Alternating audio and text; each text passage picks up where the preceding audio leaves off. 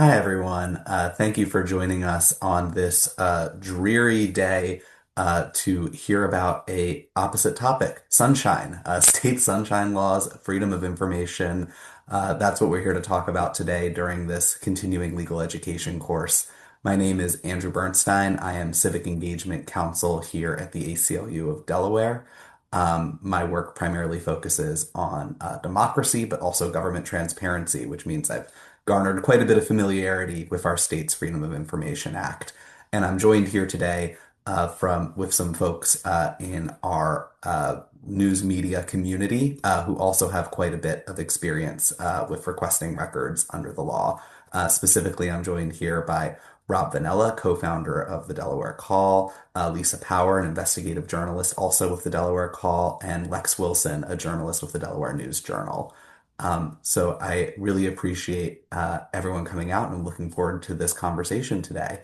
And I'm going to start it off with maybe kind of a softball question, to use a term that the journalists here might use in their daily practice. But I just like to hear from everyone on this panel, maybe to kind of show us why this act matters to the work that you do. About how many times do you think you've used the Freedom of Information Act to request information in the past year?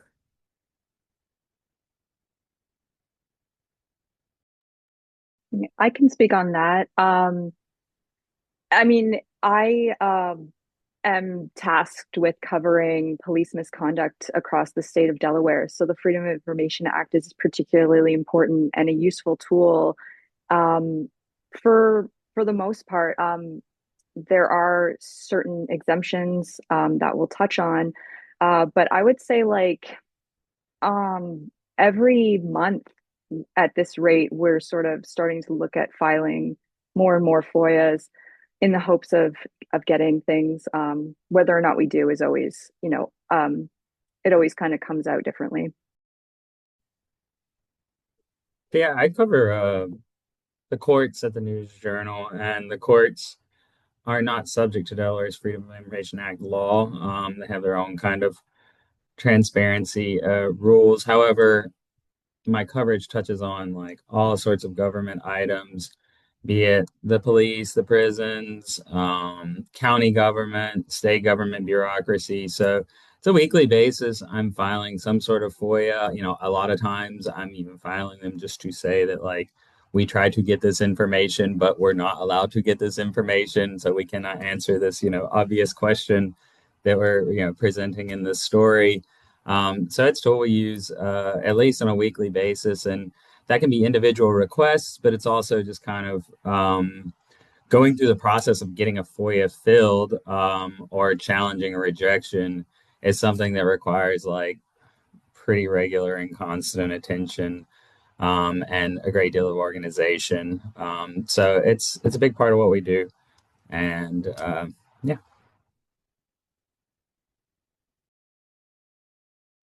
Thank you, Lex and Lisa. I think you're touching on a lot of topics we're going to get to later when it comes to what is the actual mechanics of requesting information under FOIA. What happens if the request gets denied, and what grounds might a request get denied under. So good stuff that we're definitely going to launch into later. Um, I do know that a lot of folks here today are here for CLE credit. So we are going to be sharing codes for our CLE participants throughout this event. And I believe the first one it can be on deck now. So I will wait a moment while the code is shared. But then I'll also read it out so folks are able to get it. Thank you, Kasira. So the first code, if you are attending for CLE credit, you need to enter the verification code you see on the screen now using the link dropped in the chat. So that code is JD94A3. Again, that is JD94A3. And you need to enter that verification code into the link that was shared in the chat.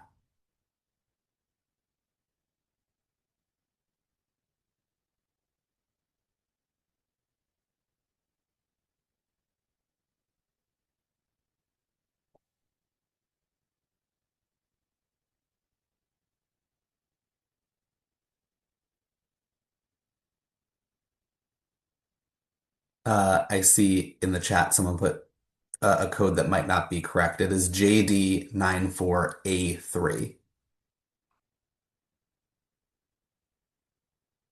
And make sure you put it in the link. Perfect. Um, well, now that we've gotten that bit of housework out of the way, I'm going to transition to kind of giving us a little bit of an overview of the Freedom of Information Act now. So I'd like to pass this on to the group. What is the Federal Freedom of Information Act? How did it come about, and what is its purpose? So the federal FOIA law, my appreciation is it came into effect, was passed by Congress during the Cold War era, and then it was further kind of bolstered after Watergate. And it's essentially just kind of this broad law that's supposed to standardize the idea that government is supposed to be open to inspection. Receipts, the mechanics of government must be open to inspection by the public. That's kind of like the sort of animating principle behind it is the idea, and maybe kind of an idealistic idea that government's supposed to be beholden to its people. And if folks don't really know what the government is doing or not able to discern what the government is actually doing because of like self-serving statements by politicians or bureaucrats and things like that that are not entirely true, there's no way, and if there's no way to kind of cut through that, then government can't really be beholden to the people. So that's kind of like the animating principle under it.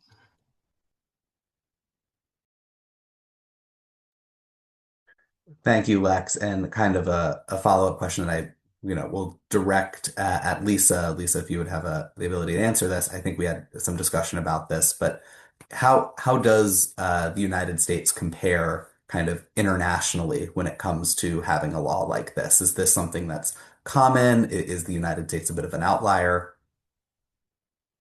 The United States is, despite any appearances, still very, very liberal in its press freedoms. Um, the idea of like government transparency is nuanced, and it really is a cornerstone of the U.S. democracy. Obviously, the sort of degree to which it's exercised depends on who's in charge. That being said, in Canada, where I'm from, we do have a Freedom of Information Act equivalent that we've had for around the same period of time. And even now, it's sort of facing its own crisis where our Premier of Ontario, which is equivalent to a governor of a state, is trying to change the law so that him and his cabinet are exempt from FOIA requests. So they are trying to, build their way out of any public transparency. So, it's definitely an America, uh, a very, very American thing. It's any kind of bill that starts with freedom is always like very America branded. So that's how you know. But yeah, it's definitely there's still a lot of press restrictions everywhere else in the world. Thank you, Lisa. So we have that federal act, but Delaware subsequently developed its own Freedom of Information Act. Um, would any of the panelists like to speak to why that may have been necessary and how it differs from the federal act? Yeah, so before Delaware passed its freedom of information law in the 70s, my appreciation, I wasn't around back then, but my appreciation is it was left up to individual bureaucracies like, different departments of the government and then like county government or the Georgetown Town Council to kind of set up their own rules for transparency. And you can imagine that like they would vary widely. So in the 70s, the state legislature kind of standardized, the rules for open meetings, how, on what time frame must a government body respond to a public records request? What is a public record? What is not a public record? So it's really just kind of like a way of standardizing the public access to all kind of levels of government that flow from the General Assembly, or that are empowered by the General Assembly.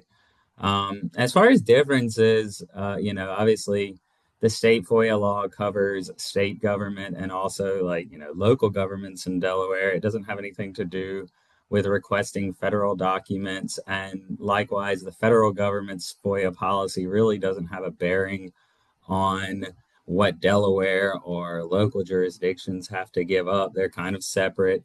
And there is no way to like federally appeal a state FOIA decision, unless you like did something convoluted in the courts.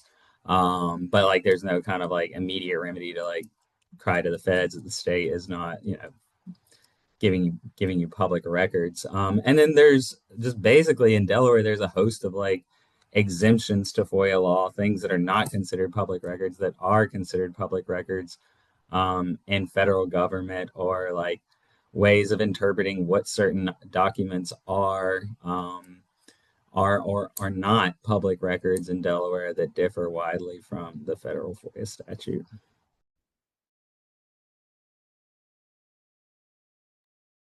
Yeah, I think that that's really valuable, kind of the understanding that what Delaware's FOIA applies to in terms of its Delaware public bodies, which can be at the state level or at the local level. We certainly, as the ACLU of Delaware, request those records at all levels of government, use FOIA fairly frequently. I also think it was, worth pointing out that the federal law and the state law on the two different Freedom of Information Acts have different bodies of case law and different bodies of exemptions written into the statute. So while one may influence the other, there is room for development where one can have more broad application or provide broader access to records than the other. Rob, I see you came off mute. Did you have something you wanted to add? I did, and I think you kind of covered it. Number one, I wanted to mention there are obviously exemptions at the federal level as well, and they line up fairly similarly to what there are in Delaware. But the Delaware standardization of FOIA is actually relatively new.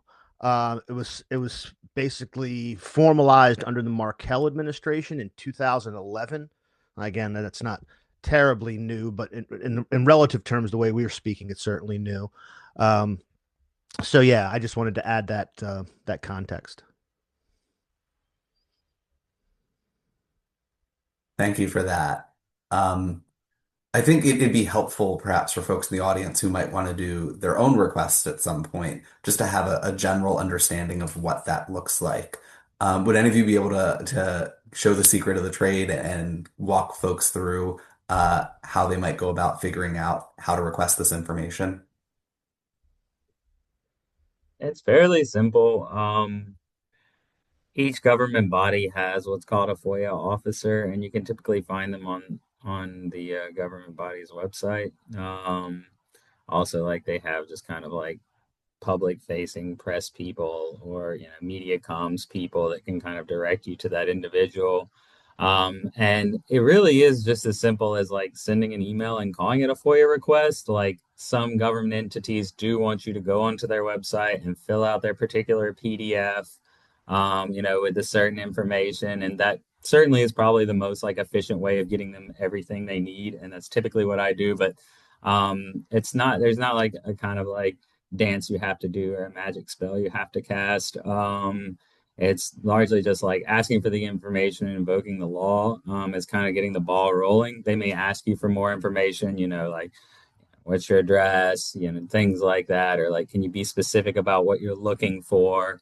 And I guess it is probably best practice to go on and fill out their forms because they do ask for like the particular information they need.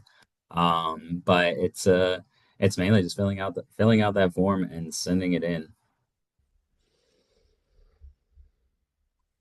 And when after you hit send on the form or hit send on the email, what does the process look like after that? Do you typically get a response?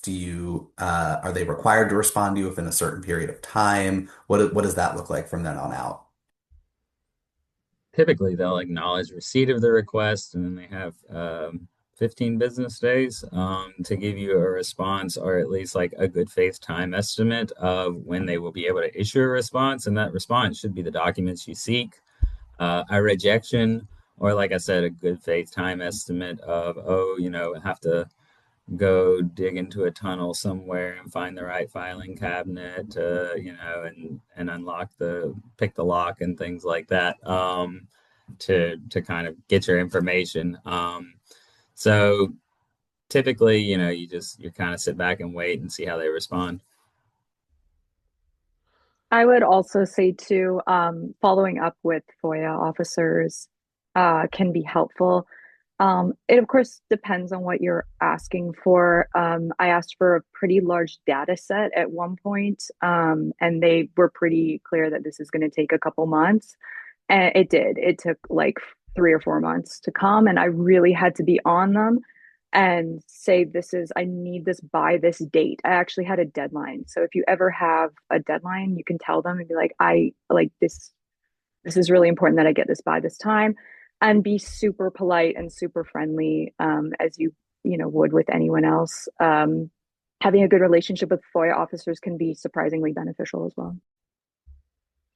Yeah, and kind of adding on that, the law itself actually spells out that FOIA officers are supposed to work in good faith with the requester to identify what they're seeking. So you might not know like precisely how the government keeps a particular document or what document may have that particular piece of information, but under the law, that FOIA officer should be having a conversation with you or be open to having a conversation with you to be like, okay, this is how we keep our records. You're looking for this type of information. This is how we can get it to you in the most efficient, non-costly way. Does it always work out like that? No. But it does stay in the law that they're supposed to do that.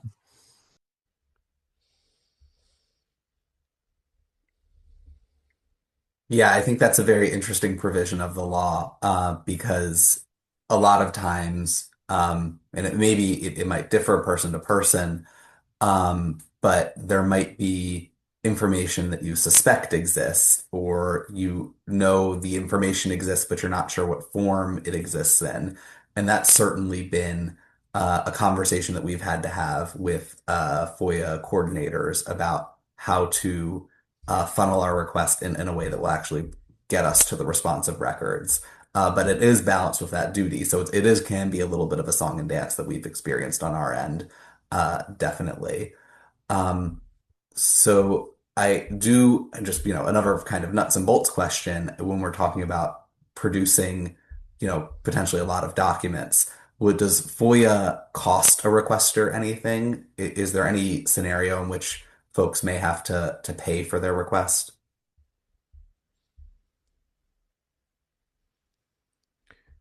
I think the answer is yes. I know. I think Lex has been caught up in this a little more than like we have at the call, because his beat is more broad. Um, but I believe there is a provision that was supposed to cover the costs of any public entity that had to do, sort of real research to pull particular documents, or because of, as Lisa said, the size of them. But that's a pretty contentious issue, actually. That cost, because for many, especially for individuals trying to utilize FOIA to figure out what the government's doing, it's very often prohibitive. Yeah, I would agree with that. The law does lay out certain costs that can be assessed both for like the actual like physical transmission of the information, be it a CD or actual paper. And it also lays out provisions for administrative review and sets out like, what pay grade of individual is required to do such a review. And those costs can be prohibitive, like even for a newspaper like mine. If you're requesting, for example, like police overtime data or something like that, and they're like, well, it's going to be $1,000 because, only a certain department head can review this stuff to make sure we're giving you what we're supposed to be giving you. and their hourly rate is very high, and it's going to take us, days to review it. It can stop a request in its track, for sure.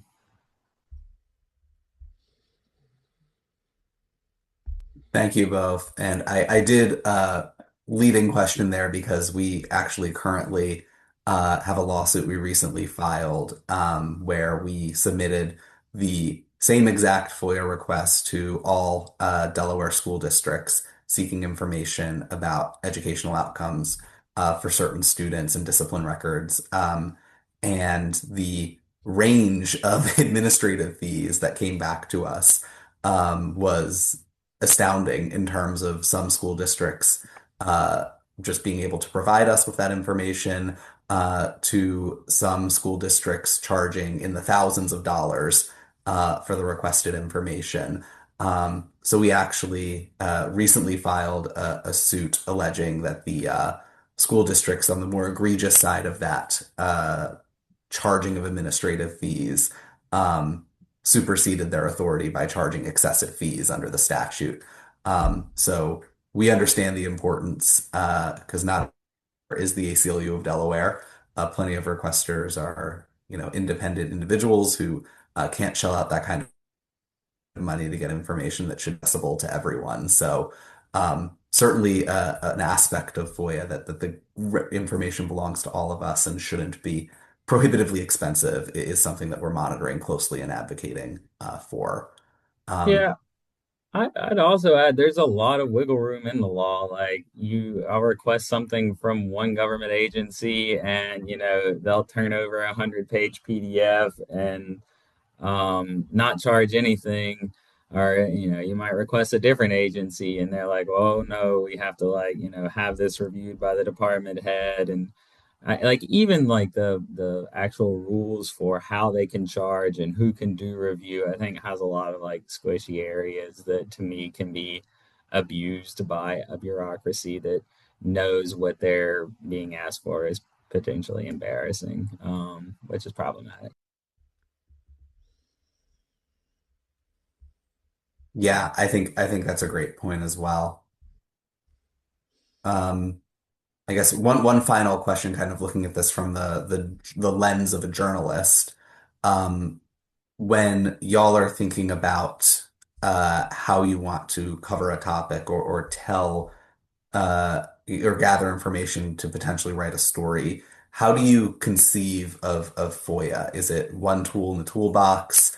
Are there certain types of stories where you might rely on it more than others? Would just love to hear y'all's perspective on that. Yeah, I think I'll take that one quickly. Yeah, I think it's one tool in the toolbox. I don't think it's appropriate or necessary all the time. I also think that, and Lex was sort of alluding to it just a few moments ago. Um, it's really an art. If you're looking at a particular story and you need and you're going for particular information, a lot of the time it becomes very obvious sort of the direction a investigative journalist might be going, and it creates a different process than perhaps a journalist or an individual just getting general information for their own edification or just for context, and it's something they're working on. So it's a little bit of an art to decide whether you really need it and how you're going to approach it so that you can get to the information you need without having to go through too many iterations, either with the FOIA or with the leaders of that department, or even going to the attorney general and having to appeal a decline. It's pretty labor intensive when you get into that. So all of these things kind of come into play when you're even deciding whether or not to go the FOIA route on a story or on research or on investigation you're doing. That's a good point. For me, it's both like something I use in kind of a reactive way to investigate certain situations or look into certain situations.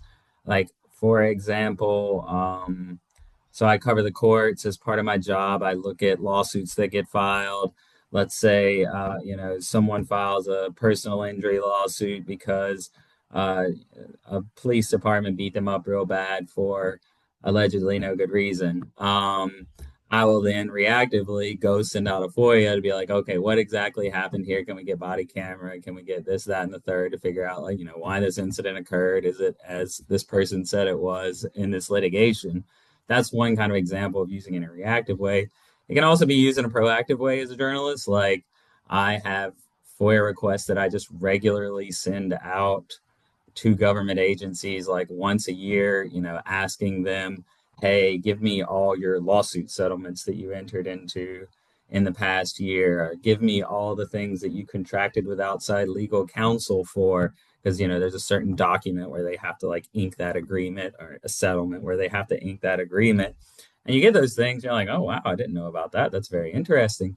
You get news from it. So it's useful in both of those respects.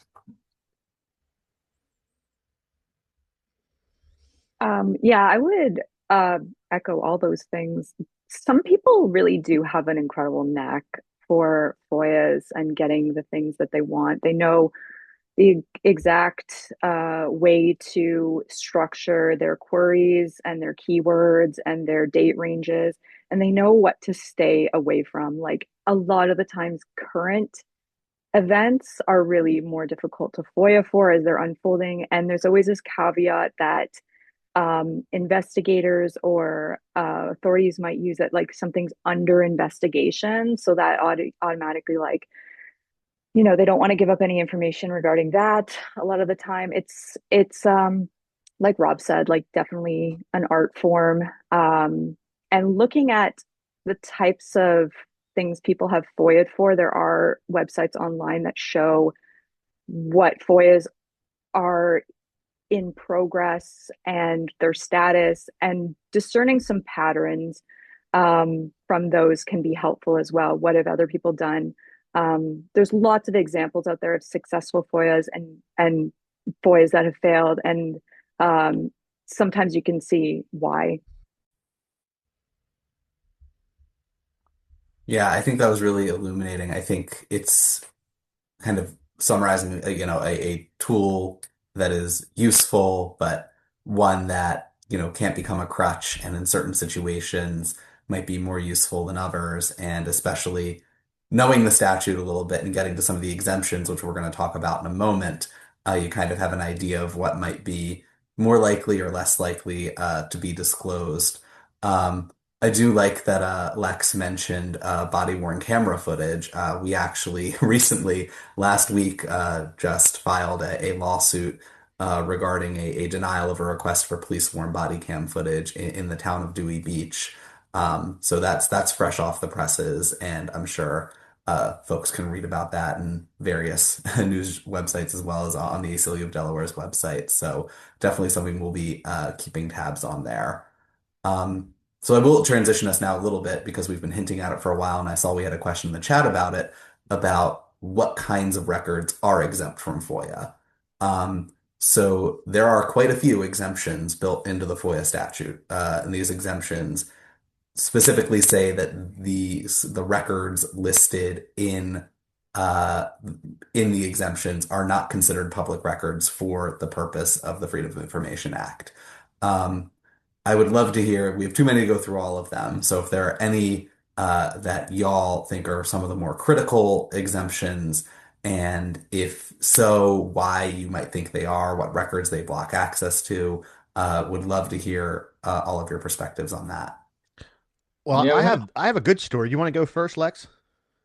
yeah, we had a question in chat. What information will never be available via FOIA request? An example of that would be a police report in Delaware. When the police go arrest someone, they write down a report. And in a lot of states, you can go get that report. That's why the Florida man meme exists, because people can get all, documentation of all the goofy stuff that people in Florida do. In Delaware, there is an exemption called the investigatory exemption. And I'm not overstating this by saying that essentially, if a government agency calls a document an investigatory record, they can withhold it in perpetuity. That's been the kind of biggest pain in my neck as a reporter, I guess, here in Delaware is just kind of how overly broad that particular exemption has been interpreted by both like the responding government bureaucracies, police agencies, and a lot of other bureaucracies, as well as the Delaware Department of Justice in fielding appeals to FOIA requests.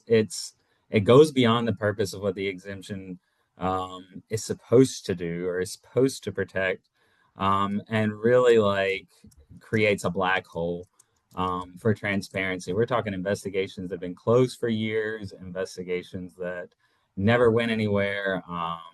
It's a hidey hole. Yeah, and that as was mentioned before, that investigatory exemption not only documents and police reports, but body worn camera footage, dash cam footage, all of that stuff. Any in Delaware, any footage that you see comes out publicly via the legal process, either a criminal trial or a civil lawsuit. Otherwise, people like Lex can't get a hold of them. I will have to say thank you for that lawsuit that just was filed a week ago or so, because about 3 weeks ago, another appeal decision came down from the Department of Justice and the AG's office, basically reiterating and reinforcing the point that Lex just made, that even if the what you would think of as an investigation is over, or there never even was one, there was an incident that didn't create any arrests, or there is no investigation into a crime, even that incident can be treated as a potential investigatory situation, and none of that information is ever going to be available. I will say there's some other funny ones, and I'll mention one, and maybe Lex remembers this because I don't remember exactly what exemption was used.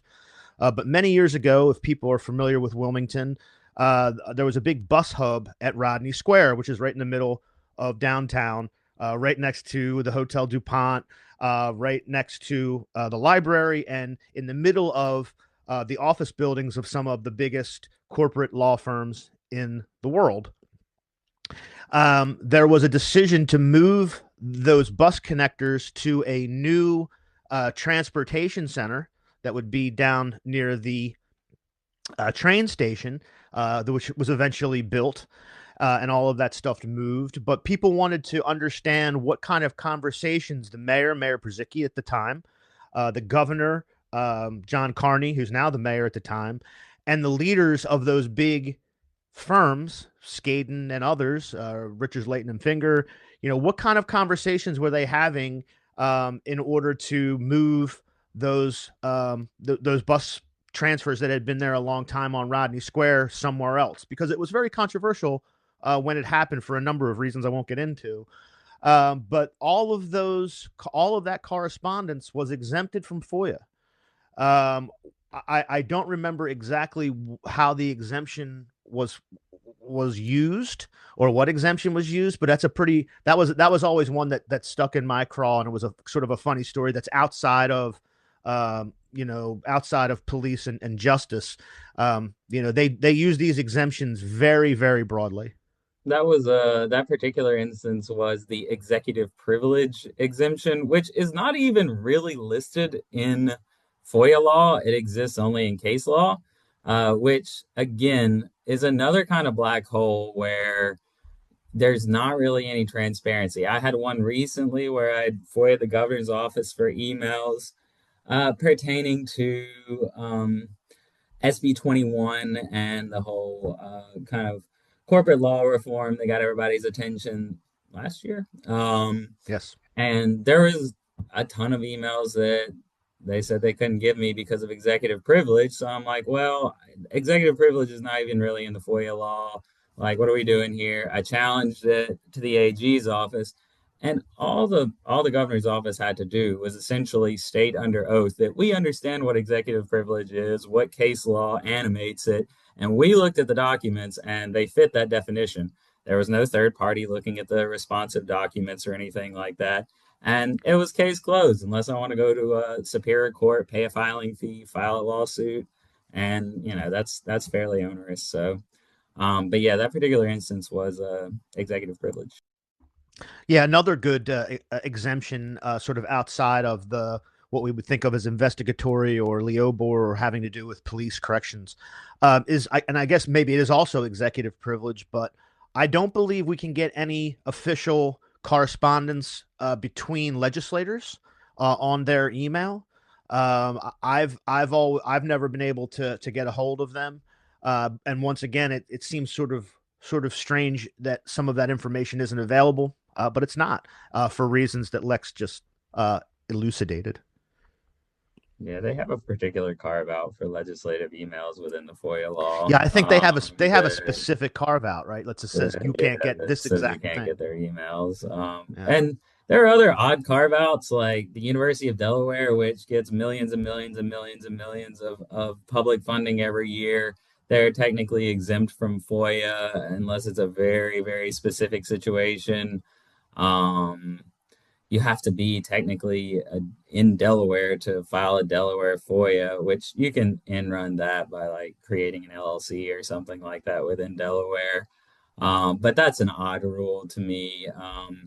Pending litigation, if a government body can show something is potentially affiliate, a document is potentially affiliated with something that could become a lawsuit, the Department of Justice has upheld that that could be potentially withheld, which again goes against the spirit of what that exemption exists for. But yeah, I could rattle on about this forever.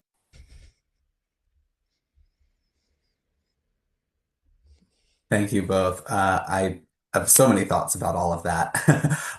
Just to go through some of them, I'm glad you all brought up the investigatory and litigation exemptions, as well as I think when you're referring to executive privilege, that falls into the broader bucket. There's kind of a catch-all in FOIA for anything that is exempt due to statute or common law, which means that, you have to comb through the entire Delaware Code sometimes to make sure that what you are looking for isn't otherwise blocked by the Delaware Code, or keep in mind any common law rules that might pertain to information that is allowed or not allowed to be disclosed. And executive privilege falls under that, as well as you might think of, attorneys here for CLE credit might think of attorney-client privilege. And how those kinds of documents wouldn't be allowed to be turned over. But I think in particular, the investigatory exemption, y'all were doing a great job describing how broadly it is interpreted if something is considered to be an investigation by the representation of the body. They again a lot of times they can do that denial and it can be upheld, at least by the Attorney General's office. I'm also glad we got into the litigation exemption a little bit. As y'all might imagine, an organization like the ACLU of Delaware runs into the litigation exemption a little bit when we request records from public bodies. And what's troubling about that to us is under some of the precedent that exists for the litigation exemption, the courts have decided so far, and this is also subject to some lawsuits that we're bringing right now that touch on this exemption. But so far, the a interpretation of what an agency is allowed to do is that they can even consider the motives of the requester when making a request under that exemption. So instead of treating everyone evenly, plainly as members of the public who have access to who have the right to access information, same as anyone else, they can, perhaps look at the fact that I work for the ACLU and say, well, you might be intending to sue us. So that's something that has been troubling for us, and a particular application I can think of it. While this isn't as extreme as the example I just gave, is we were in 2023 and 24, we were suing the Delaware Department of Correction in the state about access to ballots for incarcerated individuals. And that lawsuit resolved, it was dismissed, and we didn't appeal it. And subsequently, a FOIA request was sent uh, requesting information on eligible incarcerated voters. But because it was coming from us and because we had previously sued them on the topic, they denied us under the litigation exemption, even though that lawsuit had wound all of its way through. And the election we were suing about, specifically asking for assurance that ballots would be available for, had already happened. So it kind of, I think, in my mind, demonstrates kind of the broad application of these exemptions, and how they can really be used to deny access. Um, but something I want to like make a little more clear for folks watching, and something we can walk through maybe a little bit as we're talking about the AG's office and we're talking about courts. Would any of you like to kind of talk about like what if you send a request and the public body cites an exemption and denies you the records? Um, do you go to the AG's office? Do you go to court? What does the process look like for resolving that? You have to go to the Attorney General's office first. I believe it's in law that like you have to go through that remedy first. And essentially like you get a rejection. And it's fairly simple. You write an email to the AG's office saying, I sent this request in on this date. The public body got back to me, said I couldn't, get X documents because of X exemption. I believe it was incorrectly applied. Here's some reasoning why. You don't have to be an attorney. It would sure help if you were an attorney, and going through that process. But then an official from the Department of Justice will review the petition, solicit a response from the public body, and eventually kind of like render an advisory opinion on whether or not the public body actually did violate FOIA. And it's a really imperfect process for a whole lot of reasons. Because there will be situations where I will request documents and the public body will drag their feet and or say no, and then I'll file an appeal to the AG's office, and they're like, "Oh, you got us, our bad." And then they agree to give me the documents, which is great, but then the AG just drops it and that's insufficient for me because they are really the only kind of like watchdog entity that kind of like can wrap the wrists of a public body that doesn't do right. Really, that's the only like having a FOIA opinion go against you as a public body or a bureaucrat is really the only like punishment you can have for just kind of flouting the law. And a lot of times they won't even go that far. And also their opinions, the AG's opinions really don't hold the weight of law. Like ultimately, like hypothetically, the public body could continue to flout the law and you would have to take them to court. That's the second step is superior court. And I've never been fortunate enough to file one of those lawsuits, but I would love to one day.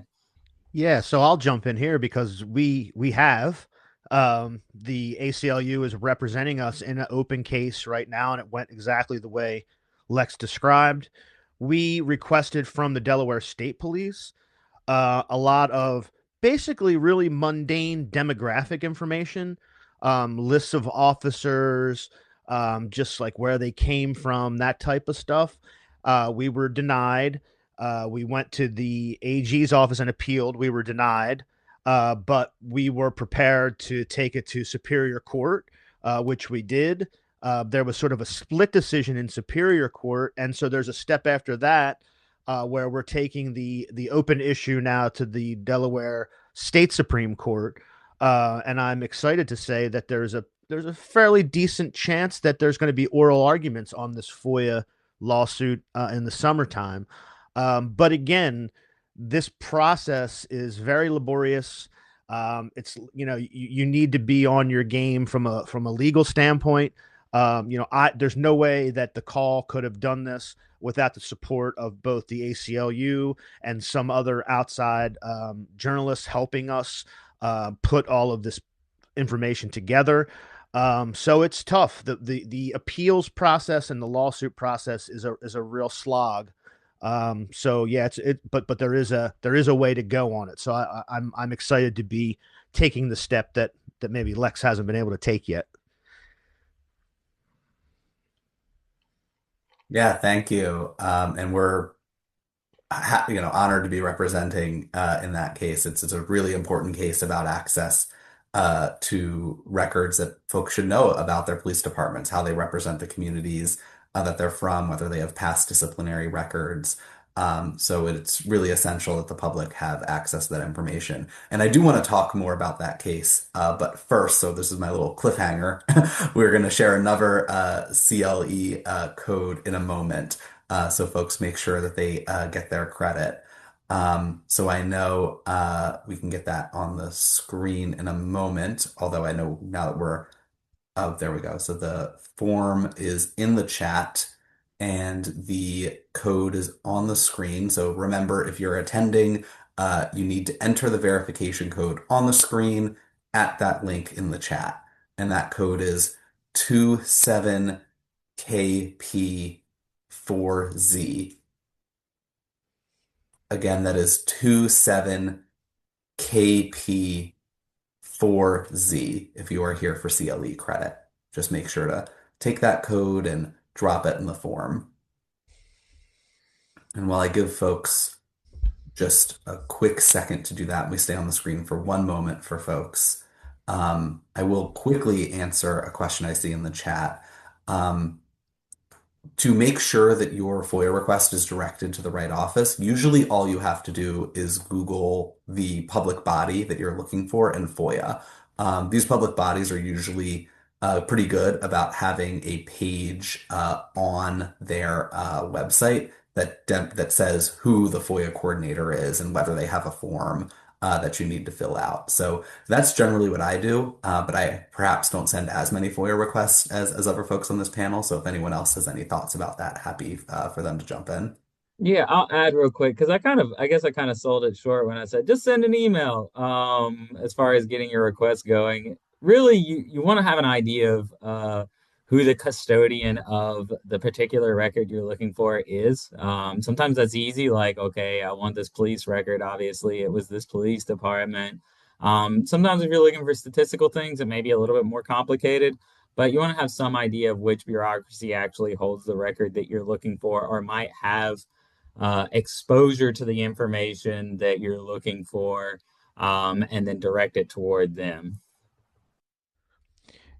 Yeah, and the other thing you kind of need to do, and this is probably the same everywhere, obviously larger agencies, well, every agency is going to have a dedicated person, but larger agencies are used to getting FOIAs, working with people, working through them, and trying to get them information or denying it or whatever.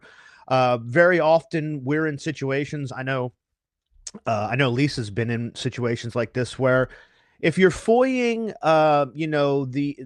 the town of Delmar, I'm just trying to pick. I'm not no shade on Delmar, but a small town. Potentially, their FOIA coordinator is also, the town clerk and something else. And so you sort of also not only have to know who the custodian of the records may be, but you sort of need to know a little bit about the functioning of the town, because it might require a little more care on your part to make sure that you've found the right person that you can work with, and sort of move it forward.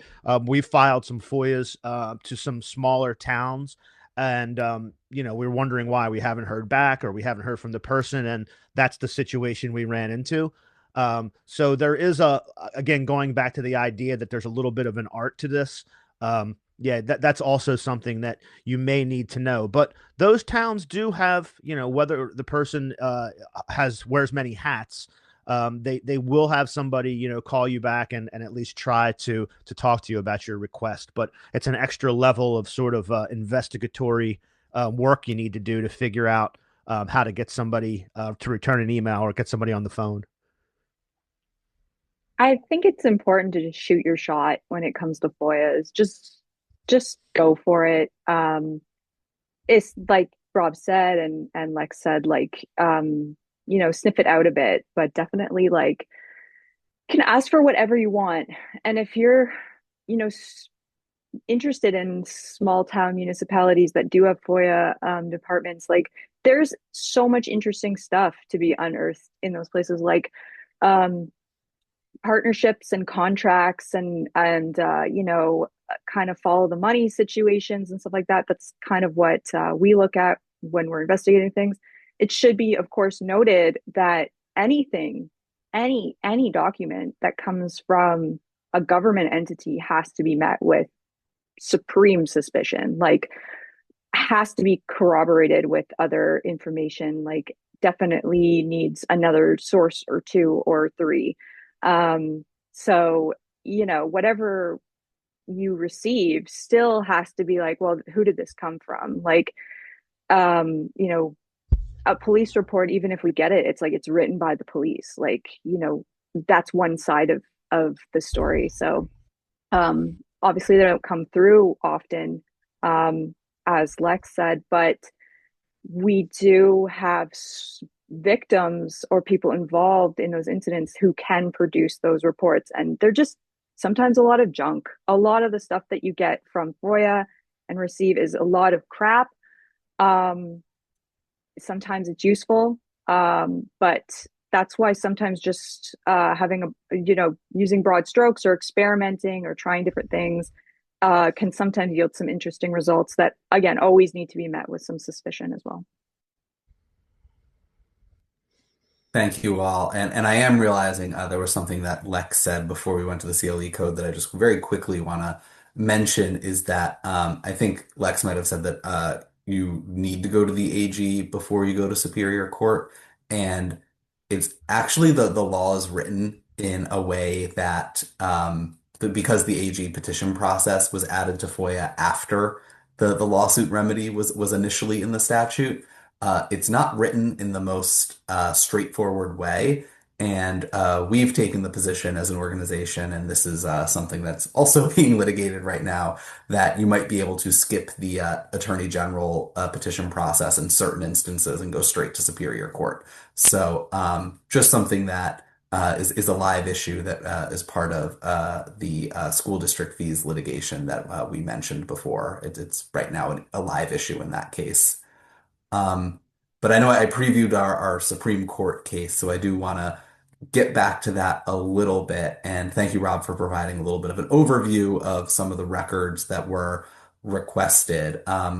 Could you maybe provide a little bit of background? We actually ended up with two Superior Court opinions on two issues in this case, and both of those opinions are now on appeal to the Supreme Court. I'm happy to talk about it, but if you want to, maybe shed a I little light.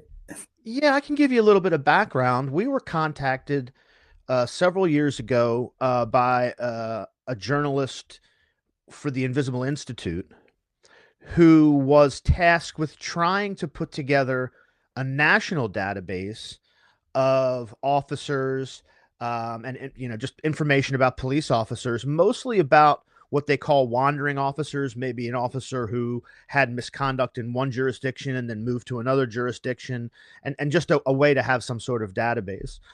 At that time, I got some, I got some journalists together and the ACLU and some attorneys from the Office of Defense Services, to sort of explain to those folks what Leobor was, and what the investigatory exception is.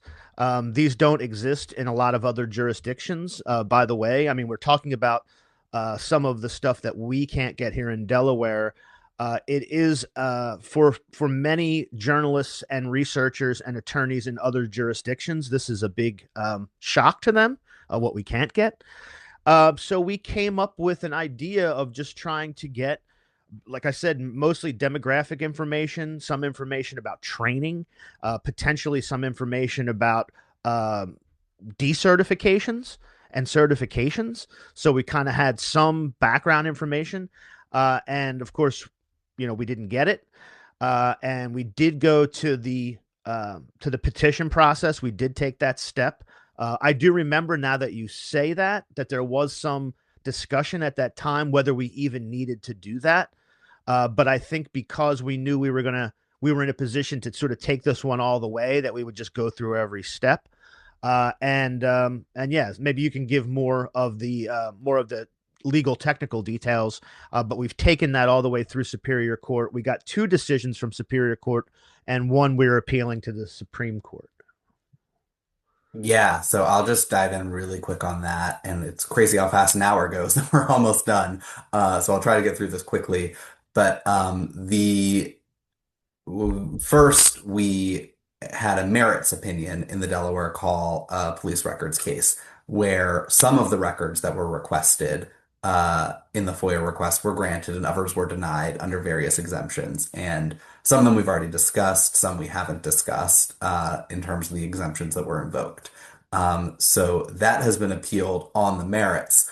But at the same time, because we were successful in getting some of the records or an order from the court to get some of the records, we also requested attorney's fees in conjunction with this work because the ACLU has expended a lot of time and effort, and attorney's fees are critical to ensuring that public bodies don't just always deny FOIA requests. If they don't think that they might have to cough up a little bit of money for wrongful denials, then journalists and citizens who don't have litigation budgets and aren't likely to be able to afford an attorney to litigate without the promise of getting those fees back are usually going to be powerless to do anything in response to a denial of a request.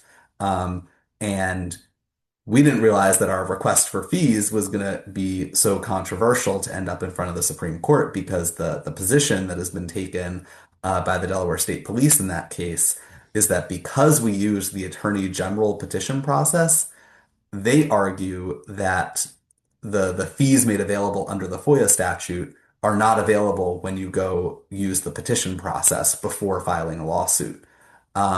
So it is not just our attorney's fees in this particular instance that are at stake in this case. It is the attorney's fees of any individual who might have to invoke you might have to battle a state agency for these kinds of public records that they don't want to disclose and incur attorney's fees in doing so. So that case was just linked to in the chat, and I highly encourage people to follow that one because it has huge implications for both the ability to keep our police departments transparent and then the ability to keep our transparency law functioning for everyone. So no one has to worry about going into debt to get the kind of records that they deserve. Um, so we are at an end because I was instructed to keep this to a tight 1 hour today. And I know folks might have had some specific questions in the chat that I'm very thankful that Lex has provided some answers and I've provided some answers as well. But if you go to our FOIA webpage that has been launched, you can get some answers there and maybe also find a contact form to reach out to us. I would like to thank you all for attending. So this is the official end of the event. If you have attended for CLE credit today, you will receive a follow-up email confirming your attendance. So thank you. And if you enjoy programming like this and want it to continue to be free to our community, consider joining our Amicus Society. The link for joining that society will be dropped in the chat right now, or you can reach out to any lovely person that you might know at the ACLU. And thank you, of course, to our panelists for your time and your expertise. I felt like this was a very productive discussion, and thank you all for joining us.